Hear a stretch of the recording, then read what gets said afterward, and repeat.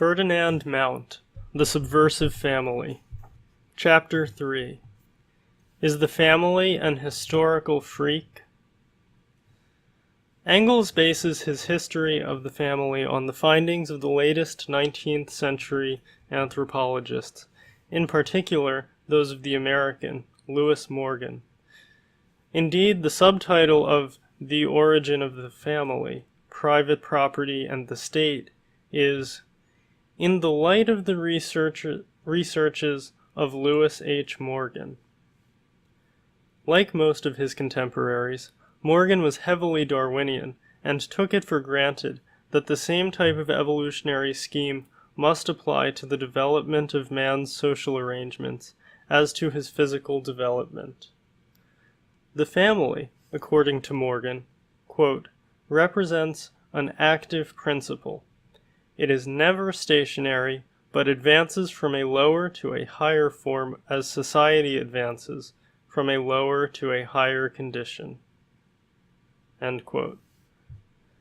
The first stage in Morgan's scheme, enthusiastically adopted by Engels, is an era of communal promiscuity. Quote, unrestricted sexual freedom prevailed within the tribe, every woman belonging equally to every man and every man to every woman. End quote.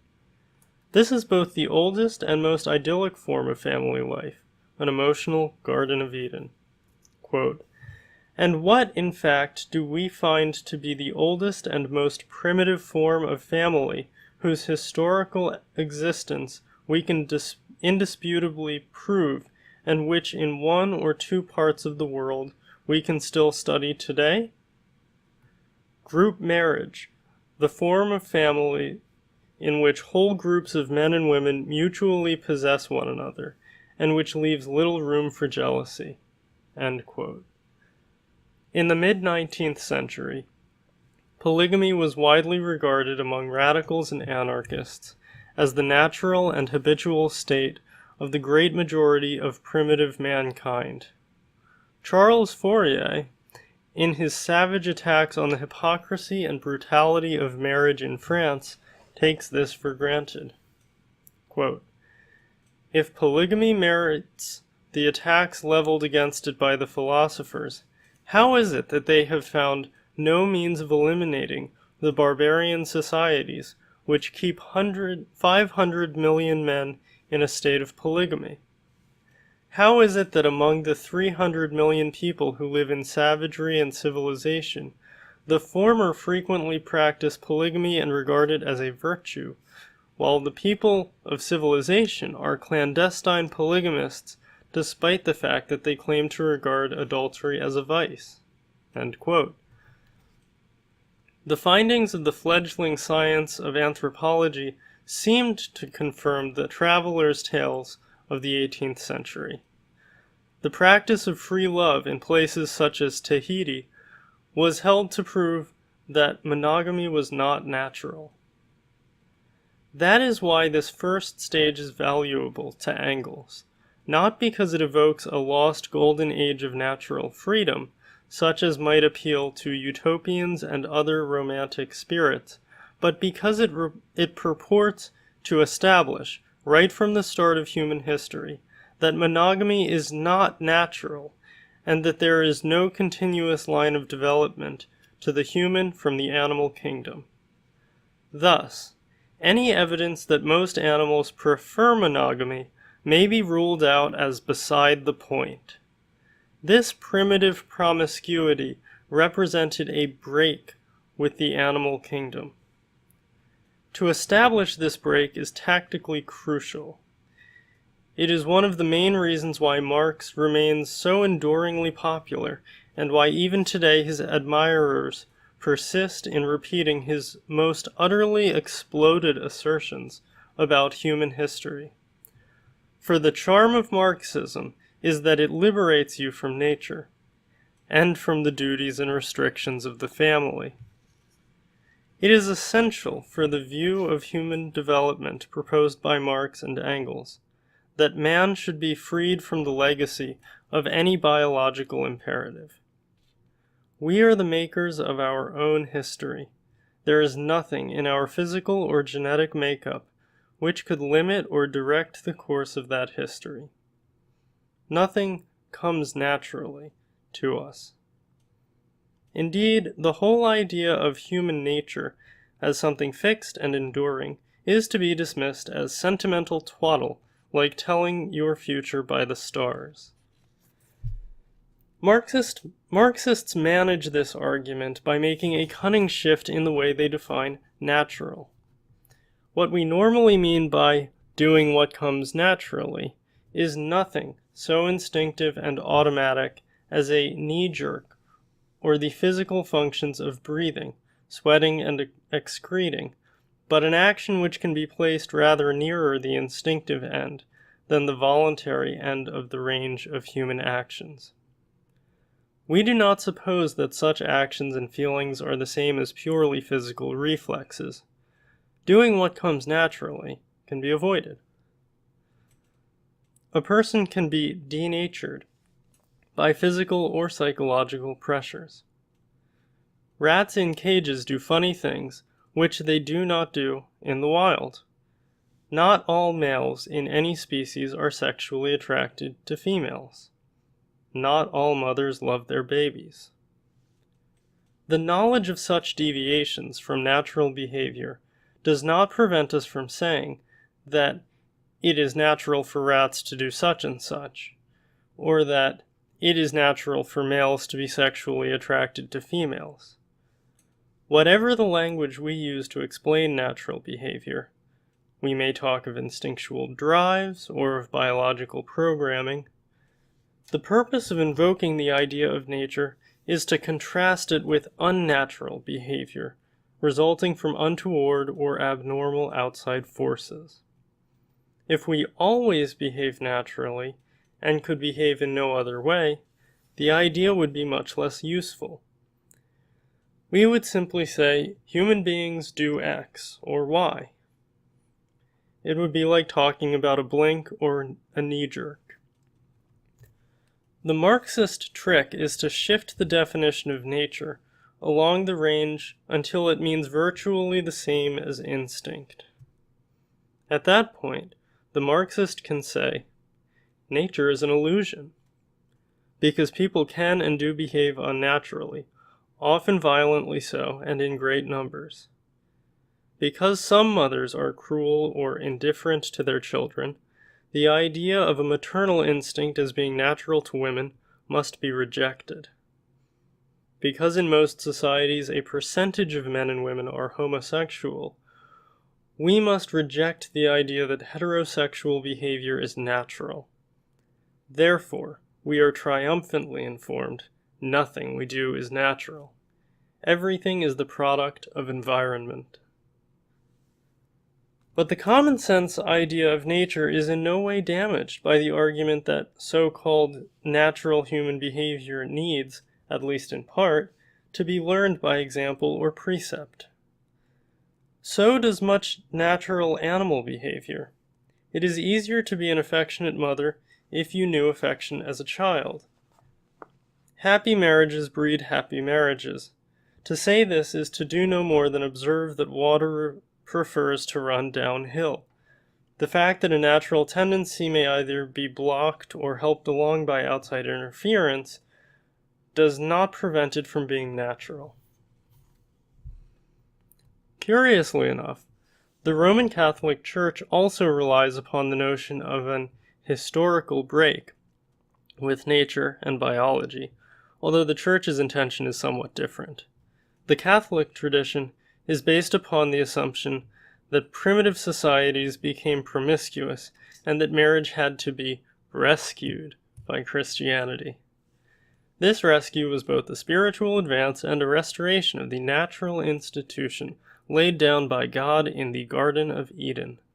Pope Leo XIII in Arcanum, 1880, described the pre-Christian history of marriage thus, quote, "The corruption and change which overtook marriage among the Gentiles seem almost incredible, inasmuch as it was exposed in every land to floods of error and of the most shameful lusts. All nations seem, more or less, to have forgotten the true notion and origin of marriage, plurality of wives and husbands, the abounding sources of divorces, brought about an exceeding relaxation in the nuptial bond." End quote. While the Church's version of history is designed to prove the specifically Christian character of marriage as we know it, Engels has to demonstrate that marriage was continuously developed under the influence of social and economic change. Each stage of human society must be reflected by some dramatic change in the institution of marriage. The group marriage of primitive society was accordingly succeeded in Engels' scheme by pairing marriage. This was the feature of the age of barbarism. Quote, "In this stage, one man lives with one woman, but the relationship is such that polygamy and occasional infidelity remain the right of the men, even though, for economic reasons, polygamy is rare, while from the woman the strictest fidelity is generally demanded throughout the time she lives with the man, and adultery on her part is cruelly punished. The marriage tie can, however, be easily dissolved by either partner. After separation, the children still belong as before to the mother alone." End quote.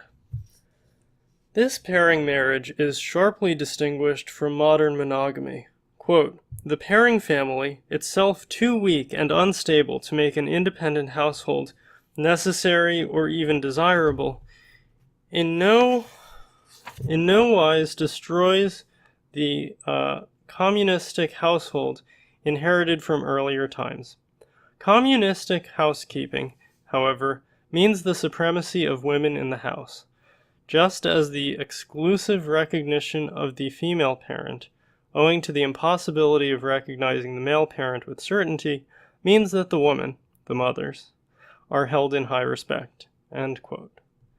The transition from pairing marriage to modern monogamy is produced by the most dramatic event of all, the one which has guaranteed the continued popularity of Engels and Morgan. Quote, "The overthrow of Mother Right was the world historical defeat of the female sex. The man took command in the home also. The woman was degraded and reduced to servitude. She became the slave of his lust and a mere instrument for the production of children. The establishment of the exclusive supremacy of the man shows its effects first in the patriarchal family, which now emerges as an intermediate form.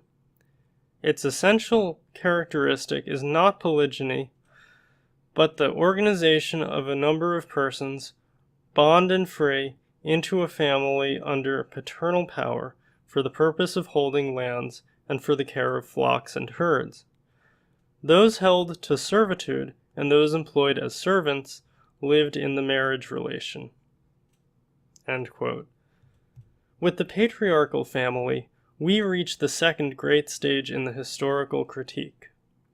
The patriarchal family is what is also commonly called the extended family, which is widely imagined to have filled the world until the coming of the Industrial Revolution and modern times.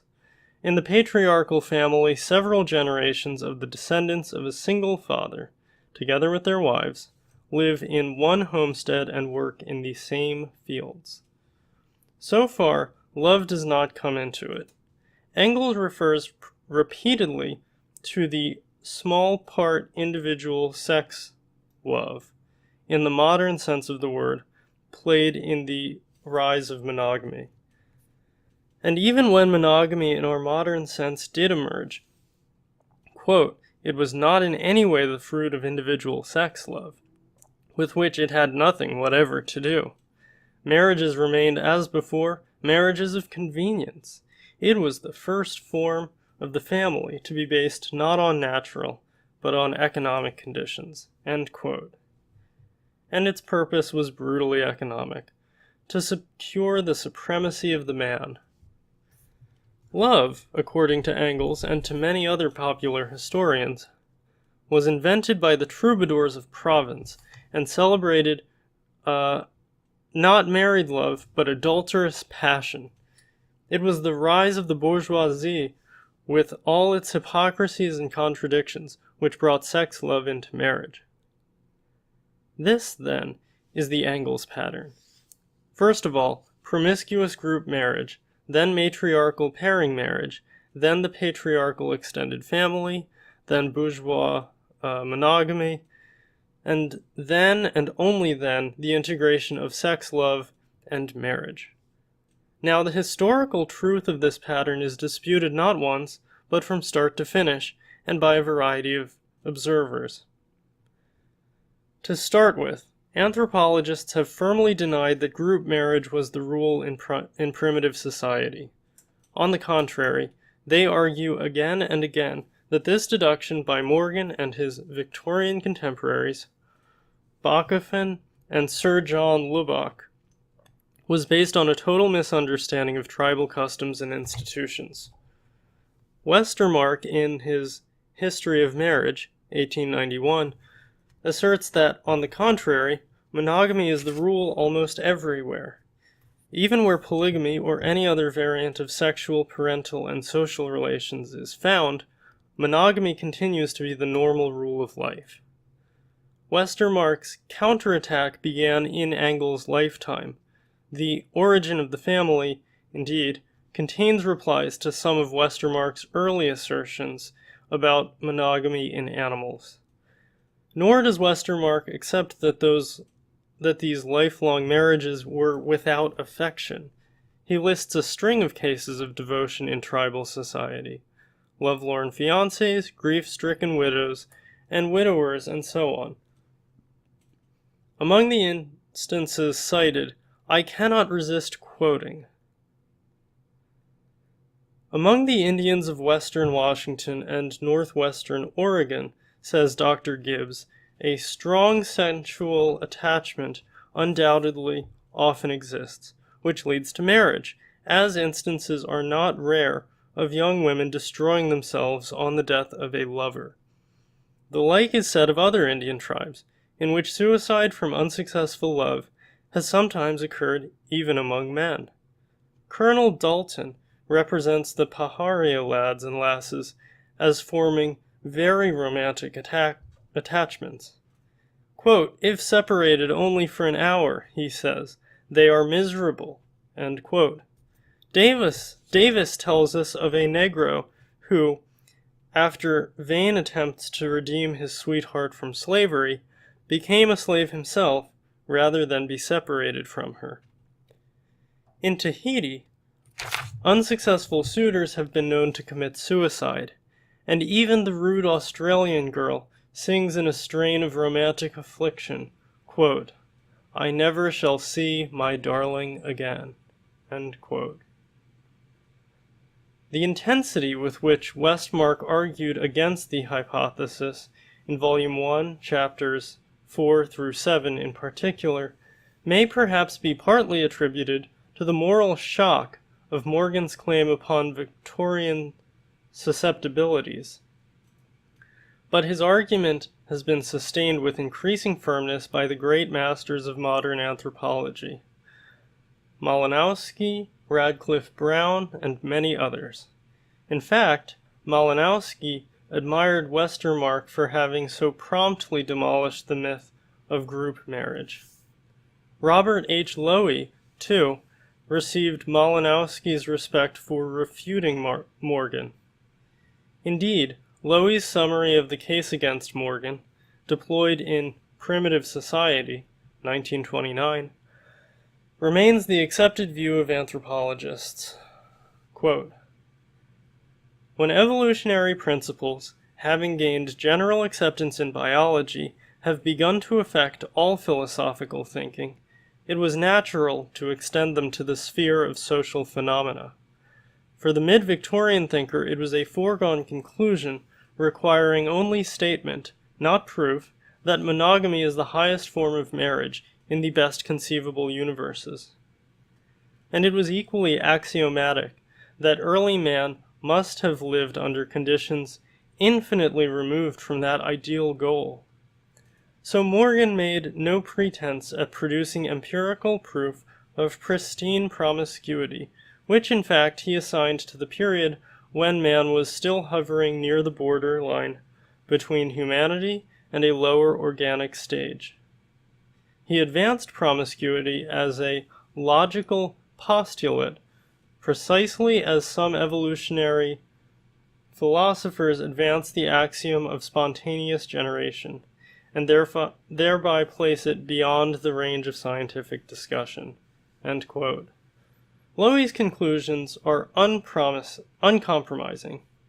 He asserts that, contrary to Morgan, the family came first, before tribe or clan. Quote, "The reversal of the traditional sequence is one of the safest conclusions of modern ethnology. Sexual communism as a condition taking the place of the individual family exists nowhere at the present time, and the argument for its former existence must be rejected as unsatisfactory. We are justified in concluding that regardless of all other social arrangements, the individual family is an omnipresent social unit. It does not matter whether marital relations are permanent or temporary, whether there is polygyny or polyandry or sexual license, whether conditions are complicated by the addition of members not included in our family circle. The one fact stands out beyond all others, that everywhere the husband, wife, and immature children constitute a unit apart from the remainder of the community." End quote. Modern students of Engels almost all accept that Morgan and his contemporaries are not the securest foundation upon which to build a history of marriage. David McClellan says that, as Morgan's ideas on primitive sexual promiscuity, group marriage, and the priority of the matrimonial family are extremely dubious, it is not surprising that the section on the family is the weakest part of Engels' book. At the same time, Marxists, and particularly Marxist feminists, are inclined to let Engels off the hook by saying, even if he didn't get it quite right, because the historical material available to him was so inadequate, he and Marx were right about the way history works. For example, Sheila Rowbotham writes of Engels and his theories about the origin of the family. Quote, "The fact that his anthropological data is inadequate does not mean that the ideas he expresses and the attempt to integrate his Marxism with an anthropological study of the family should be ignored. To dismiss his anthropology as simply outdated is comparable to the complacency which says of Marx's Capital that the economics are old-fashioned. Having understood the limits of the origins of the family, the most important question, that of method, remains. The arguments against Engels very quickly become arguments against any attempt to discover historical pattern and factors for change." End quote. But it surely does matter whether Engels' anthropology and Marx's economics are correct. Old-fashioned is a rather evasive word here. And if they are not correct, and if the generality of evidence suggests either that there is no straight-line pattern of development to be found, or that there is a pattern, but that it is an entirely different one, or that there is no useful steady connection between economic development and family structure, then we surely ought to think again. With all unsatisfactory theories of history, there must eventually come a stage at which the general line can no longer be sustained, because it cannot be sustained at enough of its individual supporting points. If the hypothesis of primitive promiscuity cannot be supported, therefore, it is all the more important for Marxism as a whole that Engels should be shown to be right about his great transition from the extended to the nuclear family. That concludes Chapter 3. The next video will tackle Chapter 4, The Myth of the Extended Family.